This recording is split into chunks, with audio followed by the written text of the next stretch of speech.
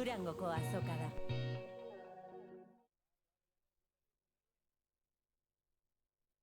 Arratsaldeon eta ongitorri azoka telebistako azokan gaur saiora. Arratsaldeko 6ak jo berri dute eta hementxe gatoz gu, abenduaren 6 honek azokan utzi duena eta oraindik ere usteko duena zeuei kontatzeko asmotan 3 ordu laurden ditugu aurretik eta denbora horretan guztian apur bat denetarik izango dugu gure saioan. Idazleak izango ditugu hemen platoan bertan, baina beste hainbat erreportajere eskainiko dizkizuegu azokaren gune ezberdinetan ere egongo gara, eta hori izango da, datozen 3 ordu laurdenetan gurekin geratzen bazarete, aurkituko duzuena. Gaurko saioa hasi baina, Plateruenan gaur 10:00 aurrera egongo den kontzertuari buruz berbetan hasiko dugu, izan ere Olatz Zugastik egongo da bertan, Platerueneko agertokian bere azken lana, ur goiena ur barrena aurkezten, baita aurretik argitaratutako diskoak ere, eta esan, bertara joan gura baduzue, hemen gure saioan 2 sarrera zozketatuko ditugula, bertara joateko 2 sarrera zozketatuko ditugula. Egin beharrekoa, errexa mugikorra hartu, eta zuen izen eta abizenekin WhatsAppa bidali, 688-631-081 telefonora. Esan gainera, gure saioan zehar, gero konexio egingo dugula, Olatz Zugastirekin berarekin. Esan bezala baina, idazleak ere pasako dira gure gaurko platotik, eta horietako bat gure gaurko lehenengo gonbidatua agurtu behar dugu. Carmele, arratsaldeon. Arratsaldeon, zer moduz, ondo? Ondo, ederto. Ondo doa, azokan abenduaren 6 hau. Bai, tranquil, gustora, aspaldiko lagunak ikusten baita ere, honek aukera ematen baitu baita ere, aspaldiko lagunak ikusteko. Carmele, azokara ez zara, eskutsik etorri, zure azken liburuarekin etorri zara, esku hartan duzun liburua, ez da? Poema liburua. Hori da, orain hilak ditugu poema liburua da, nire lehen poema liburua. Hori da, ezaguna zaitugu nobelekin edo ipuinen bildumekin, poemekin ausartu zara, zer dela eta? Bai, nik egia zan neuk ere ez dakit, normalean nik idazten dudanean ez dut programatzen asko, hau da, nik nire barruak eskatzen didan idazten dut, eta oraingoan, poemak ziren, irtetzen zirenak, beste narratiba lan batzuk ere idazten egon naiz, baina ikusten nuen barruan indarra hartzen zutela poemek, eta esan nuen, venga, barruak hori eskatzen badit, hori idatziko dut, ez? Alde handia, erabatera idatzi edo bestera idatzi? Bueno, generoa ezberdina da, eta beste regla batzu ditu, beste idazteko modua da, baina hala eta guztiz ere nik ez dut ulertzen haustura handirik egon denik, aurretik idatzi izan dudanarekin, hau da, nahiko poema narratiboak dira, nahiko ondo ulertzen dira zentzu horretan, eta nire aurretiko lanetan agertzen diren tematikak ere agertzen dira, beraz, idazteko modua ere oso antzekoa da nire ipuin laburra. Poema batzuk esan leike ere ipuin laburtxoak direla, ez da? Beraz, diferentea bai, baina ere ulertzen dut jarraipen bat bezala, ez? Orain arte idatzitakoaren jarraipen bat. Eroso sentitu zara? Bai, egia esan eroso sentitu naiz, esan dizudanagatik, ez? Hau da, barruak hori eskatzen zidalako. Nik nire alde razionalak esaten zidan narratiba idatzi behar nuela, eta narratiba idazten esaten nuen beste zerbait behar dut orain momentu honetan, ez? Beraz eroso sentitu naiz da. Idazle moduan beharra sentitu duzu orduan baita ere. Idazle moduan beharra sentitu duzula hortarako ere. Bai, nik uste dut ere egia esan nik idazten dudan guztia da behar bategatik, hau da, gorputzak eskatzen didan hori egiten dut. Ez dut pentsatzen gehiegi, orain egingo dut honelako liburu bat edo hasiera baten behintzat, ez? Beraz, jartzen naiz idazten, utzi egiten diot barruari adierazten, eta, hau batera da. Eta orain hilak ditugu, irakurtzen duenak, zer aurkituko du bertan? Denetarik, hau da, ez dira bakarrik hilak agertzen, hori ere argitu behar dut. Bizitzaz ari da, bereziki poema liburua. Eta tituluak egiten dio referentzia pixka bat bizitzaren momentu bati. Hau da, hilak eukitzen azten garen momentu hori, bizitzaren momentu hori, ez? Hiltzen zaizu aita edo ama edo lagun bat, eta beste maila batean zaude bizitzan, ezta? Beste ikuspegi bat oso bizitzan. Eta egiten zaio referentzia heriotzari, baina ez berez heriotzari buruz hitz egiteko, baizik eta bizitzari buruz hitz egiteko. Nik uste dut heriotzari begira edo eriotzatik bizitzari begiratzea leku ona da. Ze errealagoa egiten du bizitza baita ere, eta bizitza aprobetxatzeko eta bizitzeko beste ikuspegi bat ematen dizu baita ere. Beraz, izenburua, hilen ingurukoa den arren, liburua berez, ez da liburu eskor bat edo triste bat, ezta? Bueno, izan daiteke? Badaude, adibidez, lehenengo atal bat da putzuena, nik putzuak deitzen diet, eta dira barne putzuak, hau da, barneko debilidadeak, ahulgune horiek, eta agertzen dira. Baina badago ere apustu bat bizitza disfrutatzekoa, ez dakit, desioa agertzen da. Agertzen dira bi aldeak desioarenak, desioaren agortzea ere agertzen da, baina baita desioaren berpistea, eta agertzen da ere begirada bat inguruko gizarteari bai, ez? Osea, bada zentzu horretan zabala gaiei buruz, eta guzti horren artean badago ere poema batzuetan umore punto bat. Beraz, ez da inezkorra ez. Carmele, badira zenbait aste, zenbait hilabete, liburua kaleratu zela. Zer nolako erantzuna nabaritu duzu, zure irakurle fidelen, edo akaso irakurle berrien artean? Bueno, oraindik goiz da, ezta? Baina bai, nabaritu izan ditut, heldu zaizkidanak onak izan dira, ni pozik nago zentzu horretan. Eta ikusi dut azokan, gauza bat, kuriosoa baita ere, hau izan da nire lehen aldia, poesia idazten dudan lehen aldia, baina baita izango da, entzun dudanagatik, hainbat irakurlentzako, nire aurreko liburuak irakurri dituzten, irakurle batzuentzako lehen poema liburua, irakurtzen duten lehen poema liburua, etorri zaizkidalako asko esan ez bitu, nik ez dut inoiz, nik ez dut erosten poesia, ez dut irakurtzen, erosi dut, gustatzen zaidalako idazten duzuna, beraz, beraientzako ere lehen esperientzia izango da. Ez da ardura makala, ez da, jendea poesiera gerturatzea? Bai, ardura nahiko handia da, baina polita da baita ere, ez? Beti eskutik hartuta, beste genero batean sartzea. Carmele, gainera, irakurtzeaz gain poesia edo olerki hauek entzungura dutenek ere, oraintxe dute horretarako aukera, 6:30 egongo zarelako, poesia emanaldian, ez da? Bai, izango da poesia emanaldi bat, oraintxe bertan, 6:30 ahotzenean, poesia eta musika, bi musikarekin batera arituko naiz, eta baita irudiek lagunduta. Ander Elorzak egindako irudi batzuk izango ditugu ikusgai, Aitor Agirre eta Triku musikariak izango ditut alboan, beraz ondo babestua nago. Emanaldi multimedia gainera. Emanaldi multimedia. Hori da, multimedia. Carmele Jaio, eskerrik asko benetan gurekin izatarren, eta poesiaren munduan eman dituzun lehen urratsa hauek guri kontatzarren. Eskerrik asko eta sorte orain. Bai, banoa korrika. Eskerrik asko. Gero arte. Eta guk orain beste liburu bati buruz berbetan jarraituko dugu. Jon Sarasuak ere liburu berria atera duelako, 5 truke Andetako, Kurdistaneko eta Serbiako jasokinak du izena liburu honek, eta bide honetan jaso ditugu azalpenak. 5 truke, tituluak esaten du moduan, 5 herrialdetako truke lanetan ikasitakotik ateratako esan dezagun bizipenen kronika bat eta mini gogoetez osatutako testu laburrak.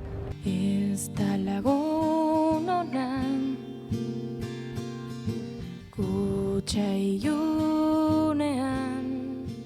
Kasualitateengatik, urtebetean pilatu zaizkidala 5 bidaia labur xamar, bai Andeetara, Kolombia, Ekuador eta Bolivia, eta bestetik Kurdistan eta Serbiara. Eta bakoitzean esperientzia desberdinak, lan bidaiak izan dira, kooperazio linguistikoan, edo gobernuak deituta, edo esker sindikatu batzuk deituta, eta han ikasitakoen kronika da nola izan da. Goizez 5 aldera esnatzen naizela eta pasioan ateako naizela esan diet etxekoei. Ez egiteko halakorik. Gerrilak baitzeko mokadu goxoan inon bait. Horixe behar dugu orain. Ejerzituari oskia izateko hasi ginen, eta orain beste aldekoengatik ere paseatzea 2 aldiz pentsatu behar. Erraietako minura. 5 herrialde horietan elkarrekin ezer gutxi, ezta? Serbian gehiago autoeraketa eta sozialismo autogestionario horren desmantelaziotik datozen arazoak dira pixkat gai nagusi. Bolivian pixkat Boliviako gobernua, Evo Moralesen gobernuaren inguruko esperientzia eta gogeta batzuk. Eta besteetan, Kurdistanen baita ere, kurdueraren berreskurapenaren inguruko lanak eta Siriako errefuxiatuen kanpamenduetako egoera. Eta azkenik Ekuadorren eta Bolivian eta Kolonbian barkatu indigenekin hizkuntza kooperazioen inguruko lanak. Nik uste atzean daudela bi gai nagusi.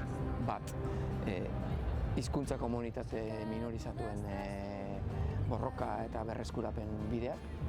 Eta horrek Euskal Herriarekin ditzakeen loturak. Eta bestetik autoeraketa. Autoeraketa ekonomikoaren ezintasunak eta minak izan zen. Esnatu eta atera naizala ere, herrik askotik gehiegi urrundu gabe. Ejertzitikoei susmo txarra emango nien eta bi aldiz katxeatu naute. Sakelako karneta erakutsi eta soldaduaren galdera. Ohitura izan dut nik, ibili naizen lekutan, ez danetan, baina bereziki azken pare bat urte hauetan, sentitzen nuenean zerbait ikasten ari nintzela, indigenen prozesutik, edo Serbiatik, edo Kurdistaneko egoeretatik, ikasketa hori apuntatzeko. Bereziki gertuko lagunekin eta garabide elkartekoekin partekatzeko, eta baita ere, denborarekin ikusirik osatu direla 5 herrialde, liburu batean ateratzeko modukoak iruditu zaizkigu. Eta hori izan da, pixkat, ikasketa kontzeptua dela kasu hortan importantea, ez? Bi aldetatik, batetik aktivismo edo aktivista baten apunteak daude hor, lan bidaiak izan direlako. Eta bestetik, gogoeta, zalantza, analisi minimo bat, beti ere mugatuta da, testu laburretan emana. Soldaduaren galdera, ¿no será usted revolucionario?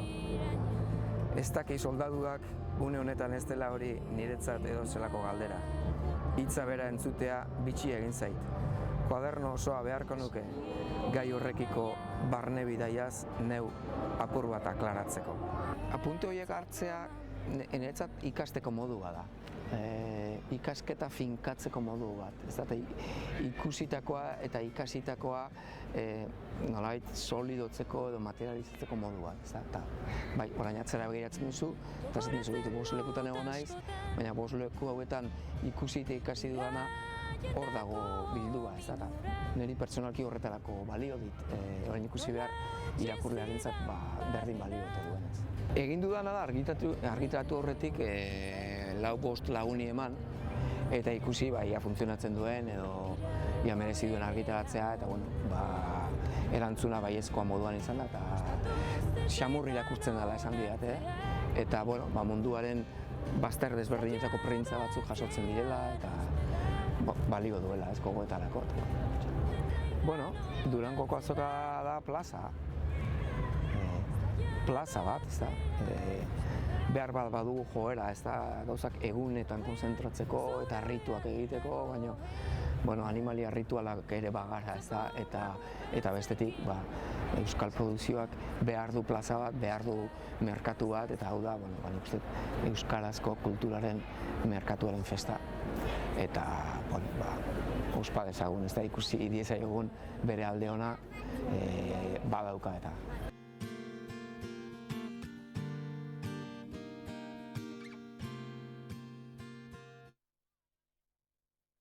Dakizuen moduan ikusentzunezkoek Durangoko azokan irudienean izan ohi dute bere lekua, pelikulak, telesailak, dokumentalak eta gainerakoak ikusi bakarrik ez sortu ere egiten dira Durangoko azokan, eta horren adibide da topaguneak antolatzen duen Kameratoia, Euskal Herriko ikusentzunezkoen ralia. Aurtengoa 11. edizioa da, martxan da dagoeneko eta parte hartzaileak ere badabiltza lanean ikusi bestela.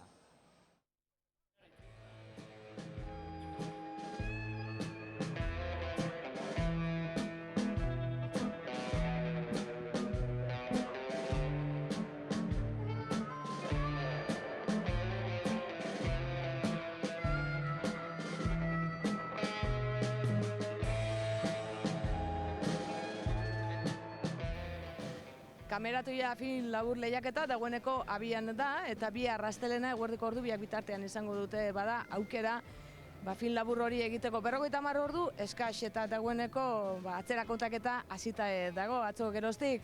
Hauxe, zezen hau da, besteak beste, agertu beharreko ikur bat. Eta aldamenean dugu, hain zuzen ere, Julen Ruiz Arkaute, Gasteizko parte hartzailea hori da, eta ikusten dugu itxura aldatu egin dutza zuela.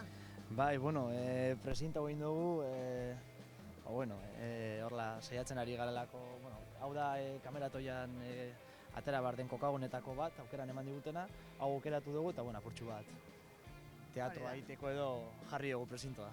12 dira aukeratzeko emandako lekuak edo guneak, horietako bat hauxe, Euskaroa da barrez gaia, Julen, ze punta atara dutazu zuek, zer da egin egura dozuena? Gu apurtxu bat punta asko ateratzen, saiatzen ari gara nolabait dokumental faltzu bat olako oso zer egiten.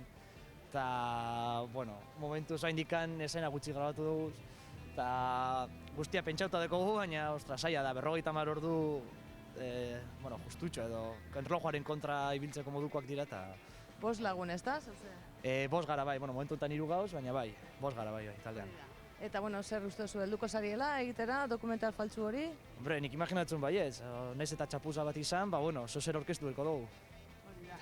Guazen, hor dauzu beste lankideak, eta azaldu ezer... Bai, orain, elkarrizketa moduko bat zeiatu nahi du egiten, baina, orain ari gara bilatzen eguzkia dagoenez eta kameraren angulua apur bat orkitzen gauz. Eta, momentuz, prestatzen apur bat lekua. Gutxi grabatu dozu oraindik? Bai, gutxi, oso gutxi. Gaina soinu bat grabatu dugu eta kamerarekin pare bat toma hor, baina hondikan lana deko gorretik. Lehenengo aldiz parte hartzen dozue? Bai, lehenbiziko aldi apur bat galduta gauz, baina... Rallietan etorrela ibilitakoa zarete baina? Inoiz ez bez. Lehenengo aldiz, bai hemen kameratoian eta orokorrean ere bai? Hori da, bai, lehenbiziko aldi bai. Zein izango da hurrengo pausua, baina zezenaren zatitxoa grabatuta gero? Antzerako oso zer egin nahi dugu Durangoko beste monumentu baten edo jo pelota uste dela bestea, horre be bai zozer grabatu nahi dugu. Perfecto. Segi lanean, hementxe ikusten dugu moduan, hementxe ari dira euren taldeko beste bikide, esan moduan guztia ja prestatzen, eta utziko ditugu lanean, esan moduan atzera kontaketa hasita dagoelako eta minutuak uste baino azkarrago da zelako. Bada beste talde baten bila orain.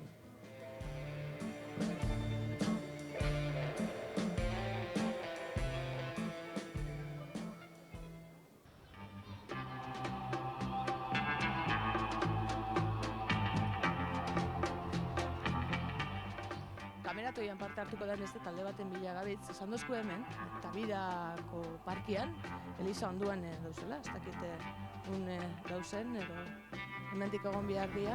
Betxu, hantxe dauz, bazen, deuren gana ba.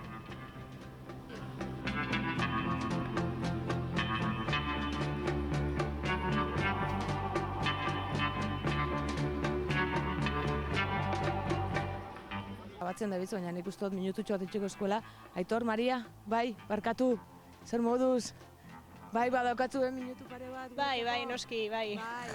Zer moduz doia? Ondo, bai, gitxik, a ber. Zertan zabiltzate momentu honetan? Ondo, 35 milimetroko pelikula bat grabatean.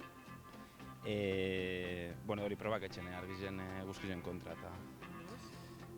Tabida parkian, zauze ontxe, baina lehenago pentsatzen dut grabotekiko dozula batzuk edo? Piskat bai, atzo ibili ginen ja grabatzen, eta orain eginen alde batetik pelikularekin probatzen, bestalde hemen dago ezaugarrietako lokalizazio bat, orduan horretarako aprobetxatzen ere bai, eta pixkanaka badaukagu materiala laizter editatzen hasteko. Ondo, orduan denporaz ondo zeieze? Bai. Esango dutzugu, baina ezin hori esan, beste batzurekin egon garela eta dokumental faltsuak grabatu behar da biela. Orduen, trukian, zuek kontatu orain, zer grabatu gure dozuen, dana kontatu gabe. Gune genduen hori Euskaroa gaia hartu, irudizen inguruko saiakera bat txeko edo. Orduan, Euskaroa, euskeraz egitea ja, Euskaroan hori kutsu hori bauko lez, aruan zentra gara, eta zelan garai diferentiak mura retratan izan duz. Argazkiak alde batetik eta gu geu irudi digitalak edo hartzen beste batetik. Olako zeo zer zan. Ados. Bilagun bakarri zabitzen, nahikoa? nahikoa eta soberania batek bakarrik ere egin dezake. Guri, asko gustatzen zaigu talde oso txikian lan egitea, izan ere, askotan dokumentalean aritzen gea, ez faltsuan, baizik eta benetazko dokumentalean. Eta gustatzen zaigu oso modu intimoan lan egitea eta oso ondo moldatzen gea, ez dugu beste zer behar. Eta lehen, aurreko baten ez da zuen. Hau da, itzaki bat gu elkarrekin egoteko, eta heltzen baldin bagara, heltzen gara, eta bestela, hori da? Bai. Lehenengo aldia da. Bai, hemen kameratuen bai. Baina bestela? Egin izan ditugu olako beste raliak, eta gero Aitorrek eta Oiok elkarrekin gauza desente egin izan ditugu, eta hori. Eta uste dut, okerrez banabil zarin batero beste, inor ez dela bilurtu, baina zarin batero beste ere irabazitakoak ere basaretela. Bai, zer bai. Hau zuentzako zer da jolasa? Jolasa edo elkartzeko eta pentsatzeko aukera bat, ez? Azkenean, Aitor Bartzelonan bizi da, ni Donostian momentu honetan, eta da itzaki bat, agian zerbait hasteko edo bakarrik ordu batzuk elkarrekin pasatzeko. Ez dakit jolas bezala edo pentsatzeko tarte bat bezala ere, bai, zergatik ez? Gauz. Minutu batzuk lapurtu ditugu, eta hemen urrezko minutuen aroan gauz, ezta? Sekula hobeto esan da. Beraz, jarraitu bikote, animo, eta esan dakoa, ezta? Biharko ordubietarako bukatuko dozue, eta gero-gerokoa. Hori da, bai. Sorte hone bada. Segizuek lanean.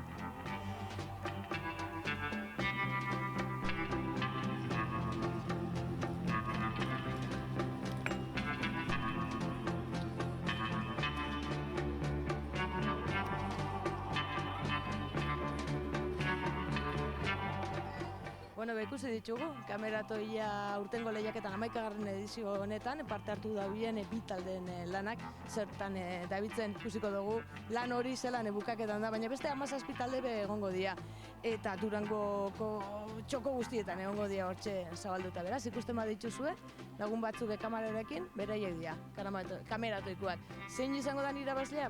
Hori erabakiko da Durangoko azokaren azkenengo egunean.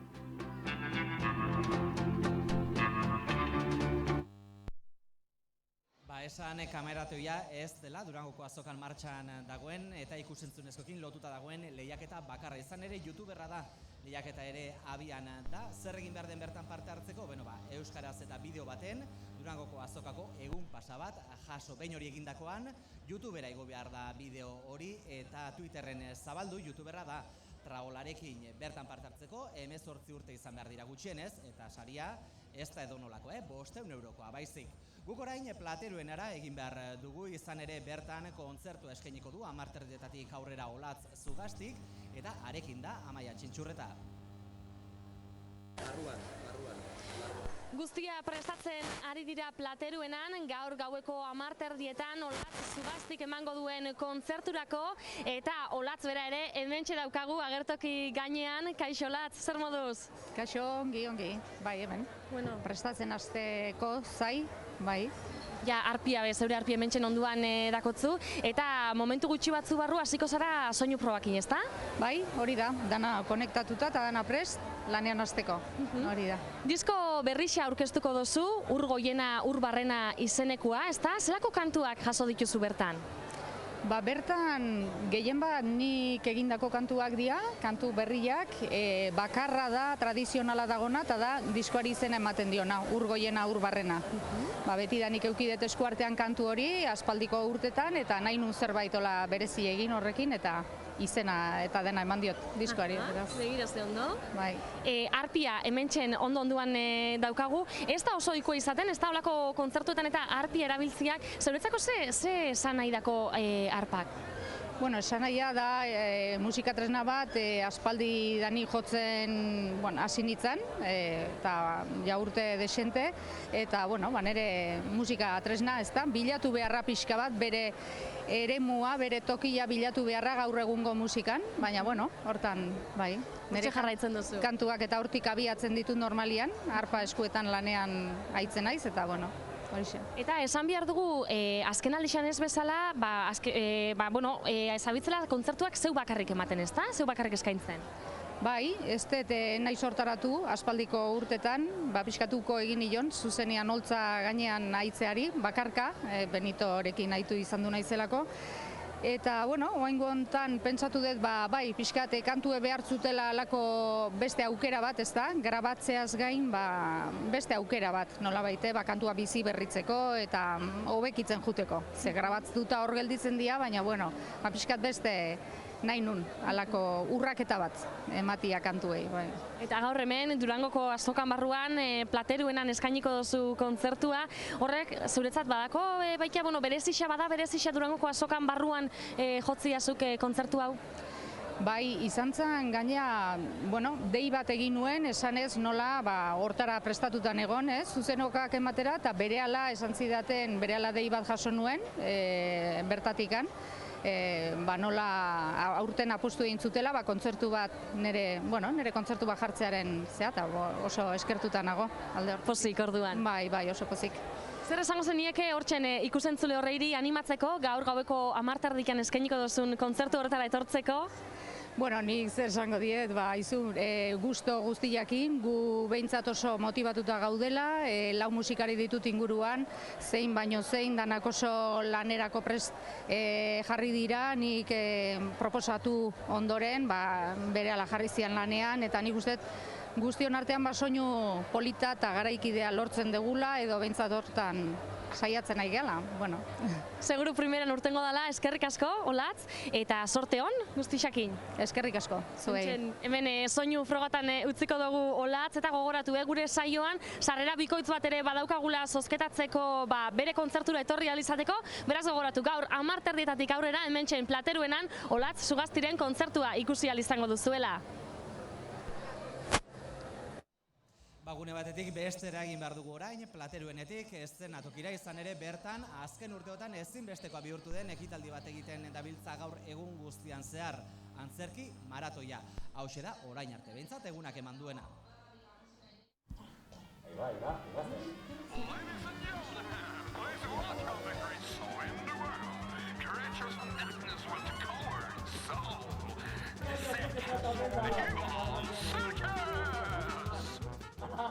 Durangoko azokako eszenatokian gara, gogoratu, gune hau San Agustin kulturgunean kokatuta dagoela, eta hemen antzerki maratoia dute.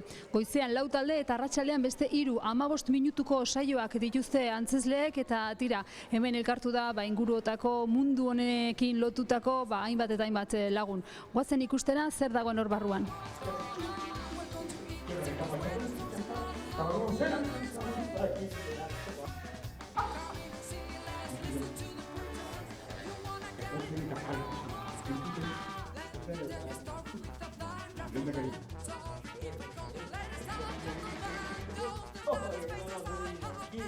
Antzeslan horietako bat ikusi berri dugu, baina hemen ditugu Taupada taldeko ordezkariak ere, zuek ere egin duzu hemen zuen saiotxoa, ezta? Bai, orantxe bertan bukatu dugu, bai. Etorri zarete Elgoibarretik eta zer eskaini duzue edo zer antzestu duzue? Bohemioaren kluba, eta antzeslan bat, oinarrituta dago, indala, zenbat urte. Bigarren gerra osteko historia bada. Zuk antzesle lanak egin dituzu, konta iguzu olako maratoi baten partzen hartzeak ze berezitasun dauka? Hombre, azkenean urte oso baten prestatzen ari zaranan, 15 minutuko lagin txiki bada, eta ez dakitu. Politxa da, beste antzeslan batzuk ikusteko aukeria, eta erakusteko egindako lana aukera politxa. Zuzendaria zara, pixkat zuri ere interesgarra ditu zaizkizu olako topaketak? Bai, izugarri, bai. Gainera, jau 3. urtea da, etortzen garela, eta oso gustora etortzen gera, gainera topatzen gera beste jende batekin, aprobetxatzen dugu ikusteko besteak ere egiten duten, eta oso polita da bai. Zorionak, danoi, eta aurrera antzerkiarekin.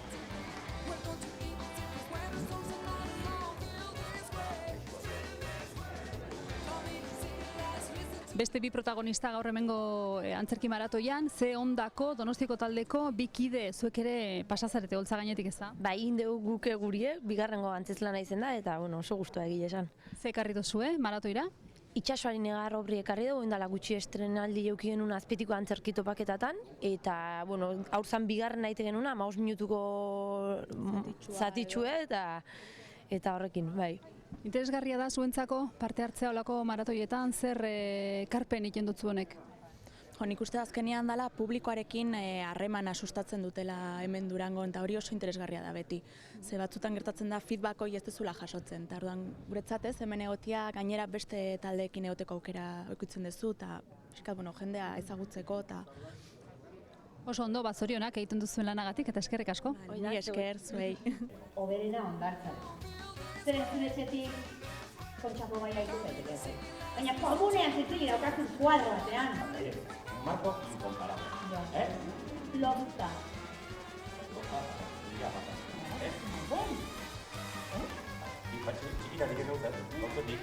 Ikusi dugu maratoi honetako antzezlanetako bat, orain momentuan teloia itxita dago eta hemen hurrengorako prestaketa lanak egingo dituzte. Izan ere, goiz batean 4 antzerki obra txiki ikusteko aukera egoten da maratoian eta hori ere interesgarria da antzezlarientzako.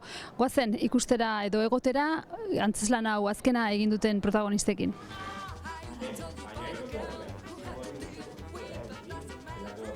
Tira eta ikusi ditu goltza gainean, Victor eta Biki kasu honetan, olako maratoiak ondo, zuentzako?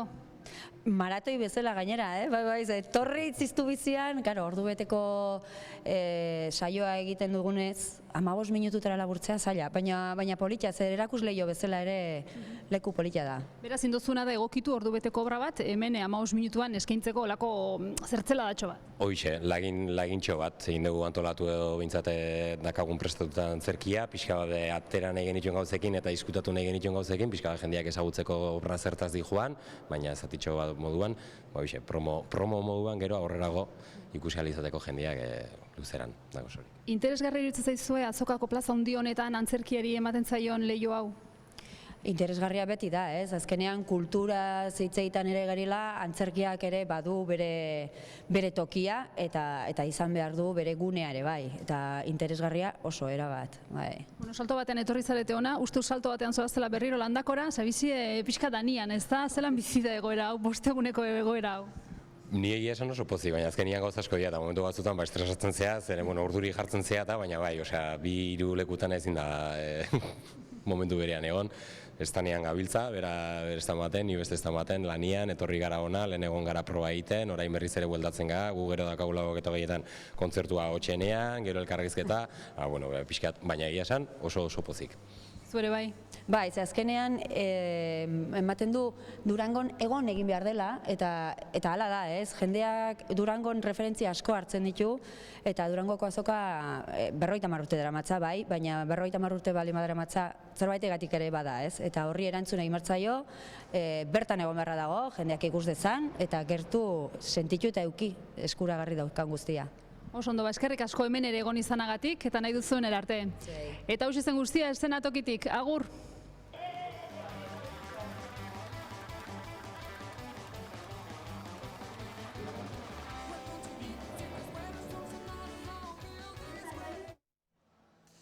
Esan oraindik ere antzerki maratoiaren barruan hainbat emankizun geratzen direla, beraz gogoz geratu bazarete, segi bertara. Guk orain berriz ere literaturara egingo dugu salto, ibilbide deigarria izan duen liburu bati buruz berba egiteko, ibilbide deigarria eta sari ere baita izan ere Argiaren Alaba, ondoren hizketagai hartuko dugun liburuak irabazi du aurten Euskadi saria haur eta gazte literaturaren sailean. Eta liburu honi buruz berba egiteko, Argiaren Alabari buruz berba egiteko, beronen sortzailea Jolanda Arrieta dugu gurekin. Arratsaldeon Jolanda. Arratsaldeon.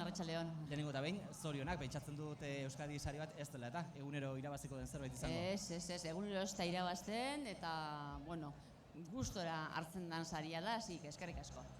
Goazen baina, hasiera, non du sorburua liburu honek, Argiaren Alabak? Hasiera duela 4 bat urte, Edorta Jimenezek planteatu zuen idazle elkartean, Euskal Idazle elkartean, ondo legokela gaur egungo idazle, bizkaiko idazle batek, bizkaiko idazle klasiko bat geletara eramatea. Ez da, bi, eta gero zenbakia bi jarrita, bi sortu zuen programa. Orduan, Bizkaiko Foru Aldundiaren bitartez, programa hortan sartu ginen, da nik izan nuen, nik Gipuzkoan bizi naiz, usurbilen, baina berez Etxebarritxarran hasten ez, Markina, Juan Antonio Mogel, Juan Antonio Mogeliare buruz jendea zukitze egin dut. Eta bere hilo bat, neskako eskor bat, Markinako Guenkalen, guenkalego eta 14 zenbakian, baina, 8 urterekin izaten bere osabari, berak ere ikasi nahi duela, esan nuen, hor badago zerbait. Eta esan nuen, nik Bizenta Mogel hartuko, baina enekin oso ondo zer egin ere, ezta? Enuen nahi PowerPoint bat, nahi nuen zerbait diferentea. Da hola, beste lagun batek ere esan zidan, bain gauza desberdin bat, bai horretan hain ez mi ez dakit zerrein. Eta zintzen, kaja batzuetan gauzak sartzen, garaiko gauzak, datuak sartzen, eta partaideak, hitzaldia izan beharrean, alako partaideak kaja zabaldu ala, gauzak azaltzen juteko joko bat. Asmatu nuen da. Joko hori hasi nintzenean ematen, joko gehiago eman zuen, eta gauza gehiago sartzen hasi nintzen, da nire kabuz gauza gehiago ikertzen, da idazten, eta jarraitzen nuen kajekin, baina larun batetan, zapatu goizetan hasi nintzen Koldo Mitxelena junda, ikertzen gehiago eta fikzionatzen. Da horrela, apurka-apurka, sortuz joan zen, gero argiaren alabalez ezagutzen dugun liburu hori. Eta liburu honetan nola jasotzen da, Bizenta Mogelen figura izan ere hori ere berezi xamarra da, ezta? Ez da biografia ohiko bat. Ez, hori nuen nahi, zelan proiektua hori zen, gazteen gana, zelan hurbildu gazteen gana klasikoak, edo klasikoak zelan hurbildu gaurko bizimodura, gaurko gazteen gana, eta geure bizimodura ere nola egin hori, ezta? Eta orduan egin nuen, pixkat historiaren alderdi objektibo hori kendu, eta subjektibotasunak sartu, alegia, hori nork kontatu digu historia, zeinek kontatu digu, da nok erabaki du zein izango den eredugarri eta gero buruz ikasi behar den izen hori, da zergatik. Eta orduan nahi nuen baita ere berregitura betketa bat, berrazterketa bat, aztertu eta astindu egin nahi nuen historia, hor emakumearen papela, zer ematen zaion garrantzia, zeinek egin duen historia. Hori da nahi nuen pixkat begiratu eta astindu, eta baita ere iruditu zitzaidan fikzio gintza bera, sorkuntza bera, izan daitekeela modu bat gazteak eta gaurko egun jendea iraganera txango bat egiteko, alegia, zu zeu, zer egingo zenuke duela 200 urte argiri gabe, teknologiari gabe, Andraskoa bazara ezin duzu ikasi egin nahi duzu, baina hau ezin da egin, bestea ezin da egin, ez dago kotxerik, ez dago trenik, ez dago metrorik. Internetik ez dago. Ez dago internetik, nola ez? Da orduan, testura horretan nahi nuen mugitu. Da orduan, bi plano sortu nituen, 2013ko uda markinan, neska gazte bat, 17 urteko Amerikarra, baina mengo jatorria duena, ona dator uda pasatzera, eta bere izeba nomada olako kulturzale batekin elkartzen da, eta bien artean doaz, markinan, datua jasoala, historia fikzionatzen. Eta hori guzti hori ikusten da liburuan. Beraz, liburua da, nola egin daiteken novela bat ere. Hori ere bada, nahi nuen, ohar nota kutsua eman, nahi nuen gauza fijo bat egin beharrean, hori prozesuak diela, eta txango hori edo zeinek egin dezakela, momentu honetan, Bizenta Mogelekin egin dugun bezalaxe, beste jende mordo bat egongo dela, iraganean ez dienak historian agertu, sasoiko historialariak ez zuelako garrantzitzat eman, baina olakoak badaude. Orduan, zergatik ez guk geuk ere hori egin, pixkata aztertu eta zergatik ez memoriak asmatu, Atzera buelta bat egin, Bai, atzera buelta, baina eta txango bat egitea gaur egunetik, horrek egiten duena da planteatu, da nola bizi zen, da ni nola bizi naiz, da ni zen ingo nuke. Orduan, denbora guztian zaude oraina eta zaure burua ere replanteatzen, eta baitaren nola nahi dut nik hau esaten da, osatu, gerora begira ere ez dadin gehiago ezabatuta egon edo horrela geratu. Orduan, ez da bakarrik atzera begira da, atzera txango bat, txango egiten duzu gaur egunetik. Eta gaur egunetik, da baita ere, kontuz, zer egiten ari naiz, zer idazten ari naiz, horrela guztia nahiko nuke, hori ingo nuke ni bere lekuan duela 200 urte, ni zen nahiko nuke. Orduan, hori da nahi nuen agertu, ezta? Antropologia ere ikasi dut, hori ere badauka. Horiek ere barrura. Bai, antzerkia ikasi dut, hori ere badauka. Irakasle eskolak ere egin ditu, ikasketak egin ditu, hori ere badauka. Gehi urte askotako kaleko tailerrak eta hori da ere hor dago. Eta, hoxe da egin dudana. Gainera, Yolanda, hasiera baten, liburu hau zuk zeuk argitaratu zenuen, ezta? Bai. Nolako izan zen abentura hori, nola sentitu zinen argitaletxe lan horretan? Ezken neukan argitaletxerik, eta erdi bukatuta neukan proiektua, eta aurkeztu nion argitaletxe bat, eta ez zuen ikusten ezekien non kokatu gazten literaturan ze bildun batan, kokatu, eta nun da nola, eta helduenean, da ez dakipa nun da nun. Eta esan nuen, bueno, nahi espadute, nik bilatuko dut, diru laguntza, eta nik neuk egingo dut. Horrela markinara junitzen, markinako udalera, eta eske lana eginda zegoen. Aurkeztu nien, erakutsi nien, dana eginda zegoen, eman ziaten beraie diru laguntza bat, eta horrekin biko enpresa Durangarrakin, gainera, maketazioa eta dana egin nuen, eta jazta, autodidatu nuen, da gero alako batean, imaginatzen duzu, 300 ale Ibiza baten, nola, ezta? Da gero etxean, zaiten duzu liburu, hainbeste liburukin. Hori, zer giru, nik ez hau egin guztik. Claro, eske autoikoizketa dauka gero gauza praktiko arazo asko. Ekaleratzea eta gero hori banatzea. Gero banatu egin behar da, mugidu egin behar da, sistematik kanpo zaude, da, esatu ni naiz banatzailea. Bueno, lehenengo eta behin sartu zitzean, alako, mas egingo dut nik hainbeste libururekin. Eta lehenengo egin nuen, diru laguntza bat jaso dudanez, berriro ere jendearen zerbitzuan jarriko du, eta 100 liburu liburutegietan banatu nituen, sarean, Eusko Jaurlaritzako liburutegi publikoetan, unibertsitatean ere bai, gero 200 geratu ziren. Eta nik tailerrarekin jarraitzen nuenez, hori berala, saldu eta egin ziren, bukatu ziren. Orduan, berriro atera beharko da, nik ez, esan nuen, nik indut behin, nik indut niri dagokidan lana, beste bati dagokio ni naiz argitaletxea, denuen aurkitzen, da esan zidaten batzuk, zuk web horria daukazu, jarri hor liburu elektroniko moduan. Hori ere, hitza politia da, hori nola egiten da. Bai, ezta? Hori ere, bati izan nion, da ordainduta egin nuen, ez zuen funtzionatzen ondo, PDF moduan utzi nuen, da PDF hasi izan deskargatzen jendea. Deskargatzen, da horre ikusten nuen movimentua, orduan berriro jo nintzen argitaletxe, ez, bost ez, izan dira.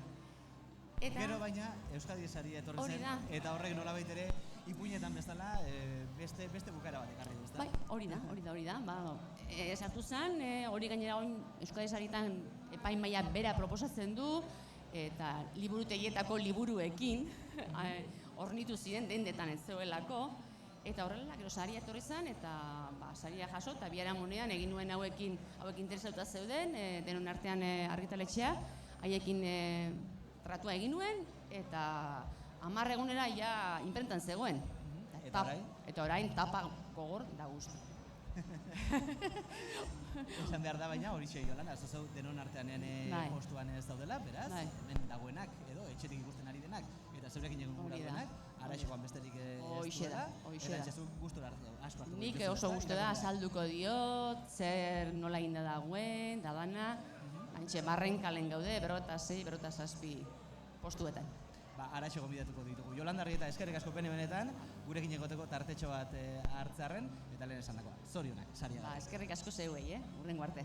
Eta guk orain irudieneara egin behar dugu berriz ere salto, izan ere Laster esango digu agur, Euskal Telebistan egin den telesailik ezagunenetako batek, Goenkalek, gaur, azken 3 atalak primizian emango dituzte, arratsaldeko 7:00 aurrera esan bezala irudienean, eta bertan garai bateko eta gaur egungo aktoreak egongo dira, eta uste dut horietako batzuekin dagoela, Amaia Txintxurreta. Dena erabakitzea dago Goenkalen. Hemen geratzeko asmoa neukan, baina gabe. Eta igande honetan aukera paregabea daukazu inor baino lehenago amaiera ezagutzeko. Ni nago hain desesperatua. Igande honetan, Durangoko Zugaza Zinema Aretoan, arratsaldeko 7:00 Goenkale mitikoaren azken 3 atalak esklusibaz. Zer egiten duzu, Asun? Galdu behar alduzu.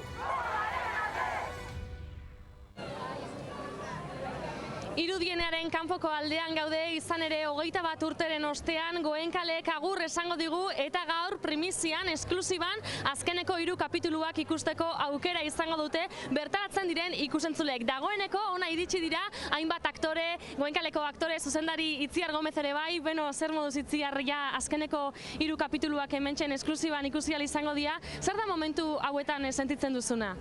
Alde batetik pozaz, aktorekin topo egin dut eta horrek ilusio handia ematen dit, eta beste alde batetik pena handia, ze azkenean gauzatuko da, ez da 21 denboraldiren ondoren bukaera iritsiko da eta horrek pena handia ematen du.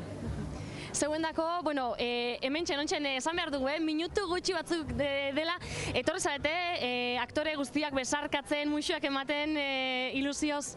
Bai, azkenean hori, familia bat egiten duzu, denbora tarte txiki batean, baina oso esperientzia oso potentea izaten da. Eta orduan gero bakoitzak bere bidea jarraitzen du, eta orduan elkartzen zarenean hori, maitasun hori badago ondino. Izan ere, esan behar dugu, Euskal Herriko aktore gehixen guztiak ez esateagatik Goenkaletik pasatu diala, eta zeue bisok, naiz eta oso gaztiak izan arren aukeri eduki dozue bertan parte hartzeko, eta bertako giro hori barru-barrutik bizitzeko, ezta? Bai, Goenkalea aktoreontzat sekulako arrobia izan da, pena azkenengo denboraldian sartu izana, baina beno, asko disfrutatu dugu eta hemetxe gabe. Ikusteko nola geratu den azkenean ja serien amaiera. Hori da, izan ere, gaur ikusiko duzue lehenengo aldiz, pantalla handian, nola gelditu den guztia, ezta? Bai, horrek ere badu, holako ilusio puntxu hori badu, eta seguru emozionatu egingo gehala, baina, polita izango da puntu oso polita denok elkarrekin ikustea. Seguru baiet, eskerrik asko hirukote, ondo joan dadila. Esan behar dugu, hemen jende ugari ikusten ari dela, gerturatzen ari dela, mugikorrekin, argazki kamerekin, argazkiak ateratzen, eta esaterako gazte hauek hemen ditugu, dagoeneko zain, ez da, Goenkaleren azkeneko 3 atal hauek ikusteko, zer gertatuko da Goenkaleko azken atal hauetan? Bastakit, hori ikusteko torri, ber, zer gertatzen da. Jarraitzaile finak zarete? Bueno, bai, aldanen ikusten da, eta... Eta, orain hemen aktoreak eta gertuan ikustian, zer sentidu duzue? Bueno, esan behar da, la tele engorda baita, eta bez, gaztek diela eta raro egiten zaigu eta ikustea hola zuzenen. Zeuendako pena, hemen beste bikote bat, zeuendako pena Goenkale telesaia amaitzia? Bai, ez hainbeste urten ondoren, bugauta beste gauza batzuntzat igual tokia utzi edo, zehose berria, baina ondo. Eta? Gure guraxok eta ikusten zuten telesai bada eta azkenen etxen denok ikuste dugu. Azken urteotan igual gutxigo, baina orain dela urte batzuk asko. Eta nola bukatuko da? Ez dakit. Ikusi egin behar, ez da? Bai. Bueno, horretarako aukera izango duzue, 7etan hementxen, irudienean, beraz hemen gertuan baldin bazabiltzate, aukera izango duzue, esan bezala, Goenkale telesaiaren azkeneko 3 atalak ikusteko.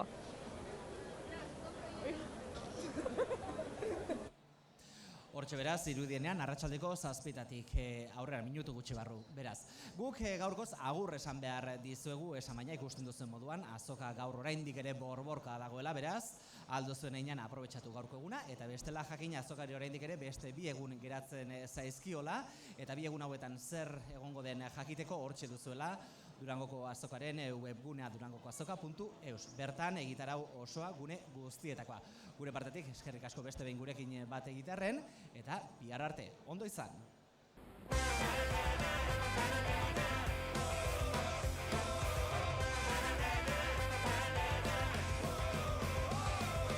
Maitasuna da, militantzia.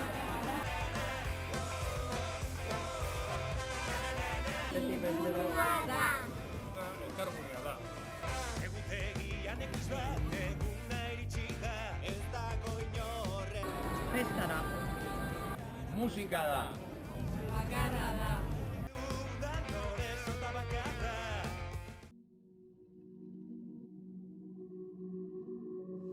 Durangoko azoka da.